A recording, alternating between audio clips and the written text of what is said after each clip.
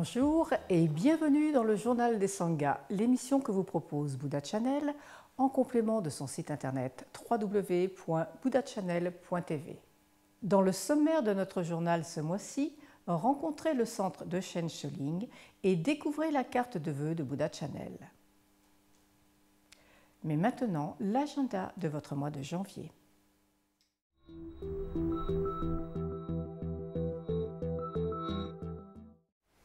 Le centre Denshin Sholing organise une retraite en silence et méditation de pleine conscience du 17 au 24 janvier, une retraite appelée Apprivoiser les émotions du 23 au 25 janvier, et un week-end de méditation autour du thème Composer avec le stress du 30 janvier au 1er février. Et pour bien démarrer l'année 2015, le centre Kalachakra de Paris propose lui aussi différentes pratiques et séances. Mercredi 7, 14, 21 et 28, méditation guidée.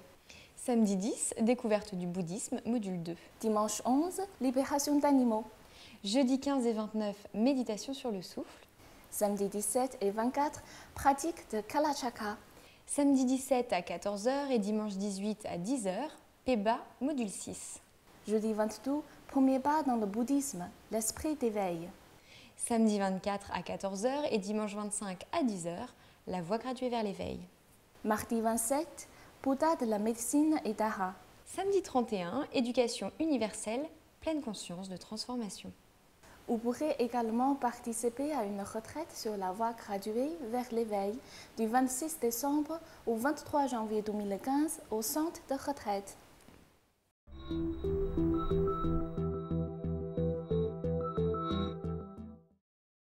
Chaque mois, nous vous présentons un centre ou un institut qui contribue à sa manière à répandre le Dharma.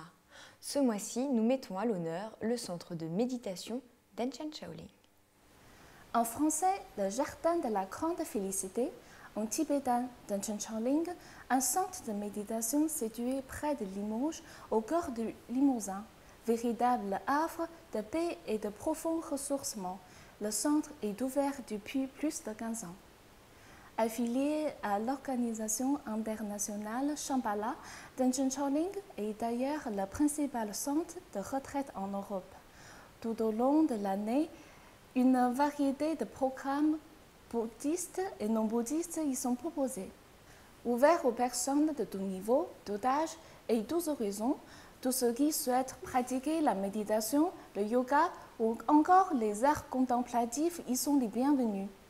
Pour en savoir plus sur le centre Denshin Sholing, rendez-vous sur www.denshinsholing.org ou dans la rubrique annuaire de Buddha Channel.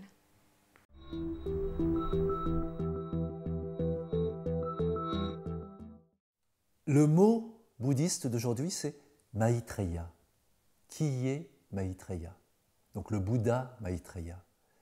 Alors certains Bouddhas, ceux que l'on appelle les éveillés, sont nombreux dans les traditions bouddhistes. Certains ne sont reconnus que dans une tradition, d'autres le sont dans toutes les traditions et parfois sous des formes différentes et des noms locaux différents suivant les pays. Eh bien aujourd'hui, voici Maitreya, communément appelé le Bouddha du futur, qui est reconnu dans quasiment toutes les écoles du bouddhisme, mais sous des formes différentes. Le Bouddha Maitreya est considéré comme le Bouddha du futur, aussi bien pour les bouddhistes Theravada que pour les bouddhistes Mahayana. En sanskrit, Maitreya signifie l'amical, le bienveillant. Donc il est dans une dimension d'ami bienveillant à la fois proche et en même temps lointain puisqu'il est à venir. En pali, il est appelé Metaya et les Tibétains le nomment Jetsun Jampa Gompo. L'avènement de Maitreya est annoncé. Il renaîtrait à l'âge de l'harmonie dans la ville de Bénarès, sur les bords du Gange. Alors que le Bouddha historique Sakyamuni est né dans une famille de rois, la caste des guerriers, lors d'une ère de souffrance, Maitreya naîtrait dans une famille de brahmanes, la caste des prêtres, pour devenir le Bouddha d'amour bienveillant. L'amour bienveillant, c'est Maitri, afin de conduire le monde vers l'éveil. Le Bouddha Maitreya est représenté de façon fort différente suivant les pays et les traditions. Il peut prendre la forme d'un prince aux riches vêtements, d'un sage vêtu modestement ou d'un Bouddha rieur et bedonnant. Lorsqu'il est assis, ses deux pieds reposent sur le sol, ce qui peut s'interpréter de deux manières. Il n'est pas encore assis comme le Bouddha, ou bien au contraire, il se prépare à se lever et à descendre sur terre pour aider les hommes. Il peut même avoir la tête légèrement baissée, en signe de son regard vers le monde. On voit souvent dans sa main droite une roue posée sur un lotus et dans la gauche une fiole ou une petite cruche contenant le nectar du Dharma. Étant le prochain Bouddha qui mettra en marche la roue de la loi, il en fait parfois le geste, il fait le geste de la roue, le Dharma Chakra. Alors en Chine, Maitreya est connu depuis le IIIe siècle sous le nom de Milefo. Mais au fil des siècles, il va devenir le Bouddha rieur, un personnage joyeux au ventre, réjoui, signe de bonheur par son sourire et de prospérité par son ventre confortable. Et il a un sac au contenu sans limite, inépuisable. Maitreya donc est un Bouddha méconnu aux formes multiples puisqu'il est à venir. Peut-être sera-t-il très différent de tout ce qu'on a imaginé pour lui.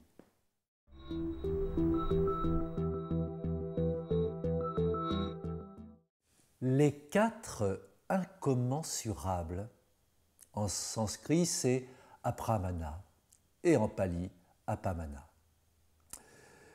Ces 4 incommensurables sont les demeures sublimes de Brahma.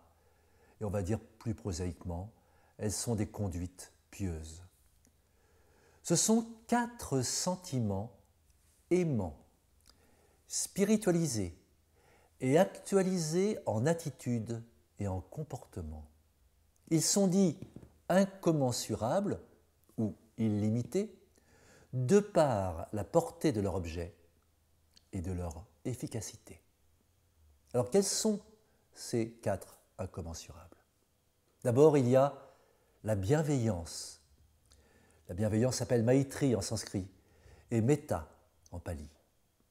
C'est le souhait que tous les êtres trouvent le bonheur et les causes du bonheur. Le deuxième incommensurable, c'est la compassion, Karuna. C'est le souhait que les êtres soient libérés de la souffrance et des causes de la souffrance.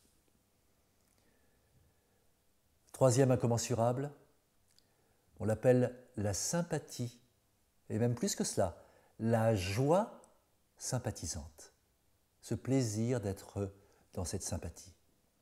On l'appelle mudita en sanskrit. C'est le souhait que les êtres trouvent la joie exempte de souffrance. Enfin, la quatrième et dernière, c'est l'équanimité que l'on pourrait aussi définir comme le détachement, ou peka en pali.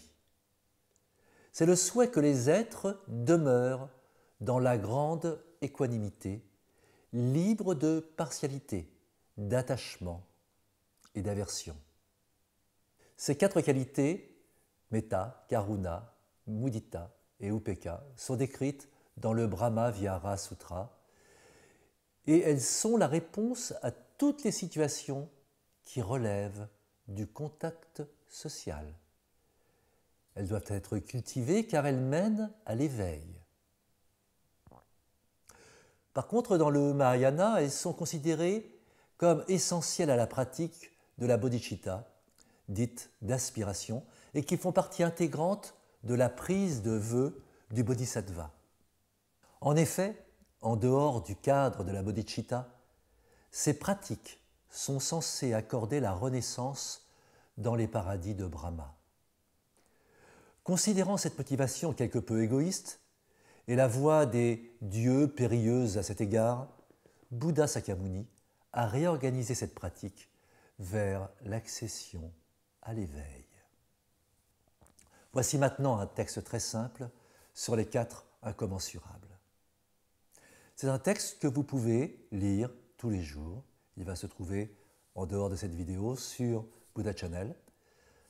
Très simple à faire, très très profond quand vous répétez tous les jours, très très profond dans son chemin intérieur. Il ouvre des espaces en nous. Voici ce texte. Si seulement tous les êtres pouvaient demeurer dans l'équanimité, libres de la haine et de l'attachement, ne considérant pas certains comme proches et d'autres comme distants, puissent-ils y demeurer. Moi-même, je les y mènerai. Je prie le maître Bouddha de m'accorder sa bénédiction afin de pouvoir pratiquer ainsi. Si seulement tous les êtres pouvaient posséder le bonheur et les causes du bonheur, puissent-ils en être pourvus. Moi-même, je les y mènerai. Je prie le maître Bouddha de m'accorder sa bénédiction afin de pouvoir pratiquer ainsi. Si seulement tous les êtres pouvaient être séparés de la souffrance et des causes de la souffrance, puissent-ils en être séparés. Moi-même, je les en séparerai. Je prie le maître Bouddha de m'accorder sa bénédiction afin de pouvoir pratiquer ainsi. Si seulement tous les êtres pouvaient ne pas être séparés du bonheur pur au-delà de tout chagrin, puissent-ils ne pas en être séparés. Moi-même, je ferai en sorte qu'ils n'en soient pas séparés. Je prie le maître Bouddha de m'accorder sa bénédiction afin de pouvoir pratiquer ainsi.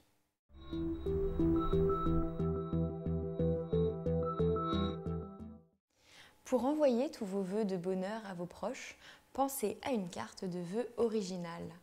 Vous trouverez sur la boutique de Buddha Channel un lot de 5 cartes tibétaines de 15 cm par 15, avec ou sans enveloppe. Pour envoyer ces cartes de vœux à tous ceux que vous aimez, rendez-vous dans la rubrique cartes de la boutique de Buddha Channel. Nous rappelons qu'en commandant sur notre boutique, vous permettez à notre équipe de vous transmettre chaque jour au mieux les actualités bouddhistes.